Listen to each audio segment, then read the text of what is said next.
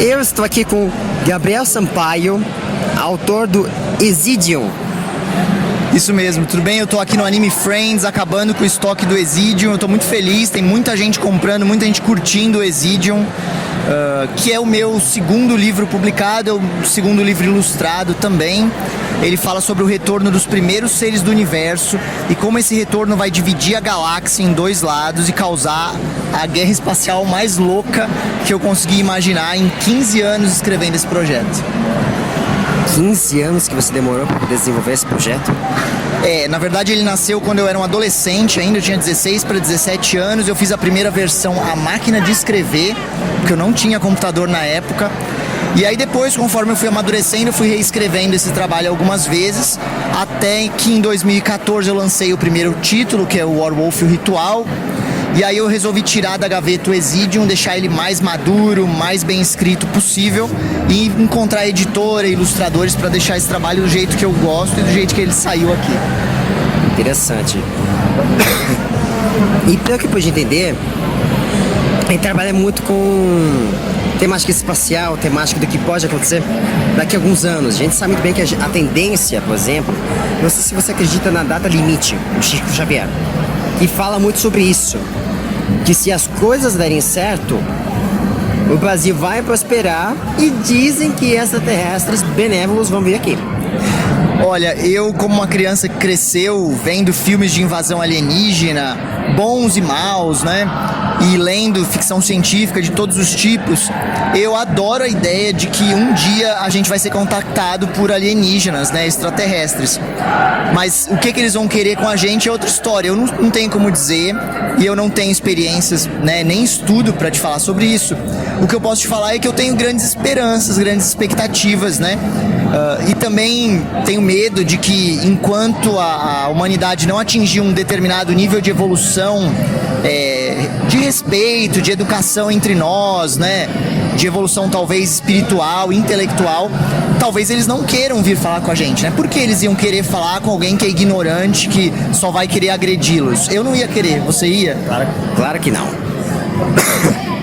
E nada me feitiçou fazer isso. É legal a gente conversar, discutir. Eu gosto de provocar isso para poder criar uma temática e discutir, levantar possibilidades, que a gente sabe muito bem. Hoje estamos vivendo uma época de polarização, onde tudo está sendo rotulado, tudo está sendo mal pensado, ao invés de ser visto de forma analítica, de forma não só racional, mas emocional, de forma equilibrada, que é uma coisa dificílima hoje em dia. Essa polarização ela é muito evidente, principalmente no Brasil, nos últimos 5 anos, né? Desde 2014, nas eleições, a gente já teve uma polarização violenta. E esse trabalho a discussão desse tema, da intolerância crescente, da divisão de um lado e do outro, é um tema que eu abordo no Ezidium de forma bem sutil, né? Porque ele se passa no espaço 30 mil anos no nosso futuro, né? A Terra nem aparece nessa história, mas eu trabalho bem melhor no meu outro trabalho, que é o trabalho que eu lancei depois do Ezidium, que é o quadrinho Exceção Hostil, que eu vou falar pra vocês, eu acho que num outro bloco. E é legal comentar sobre isso. O Exceção Hostil é exatamente do que se trata. O Exceção Hostil é o meu primeiro trabalho como escritor de quadrinho. Ele fala sobre a vida de uma moça, uma criança, na verdade, deficiente. O nome dela é Acira. E aí você vai entender como que a Acira ficou deficiente e vai acompanhar todo o crescimento dela até ela se transformar num tipo de justiceira, uma assassina justiceira que vai encarar uma organização terrorista e cheia de ódio e intolerância no Brasil do futuro. Mas é um futuro bem próximo, então com esse pano de fundo, né, dessa organização terrorista, eu consigo falar de assuntos bem sérios como homofobia, racismo e também dar umas pequenas explicações sobre o que são movimentos sociais, como estão as leis do movimento as leis sobre o casamento LGBT no Brasil atual, né?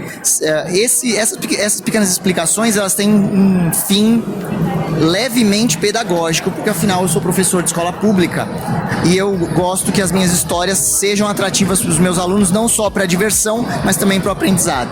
Sim. E interessante também a gente começar, a gente fala, a gente tem poder de cátedra, mas também de fazer a pessoa pensar. a pessoa tem que começar a pensar um pouco e ver as coisas dos dois lados da moeda. A gente vê hoje em dia que é uma coisa muito perigosa.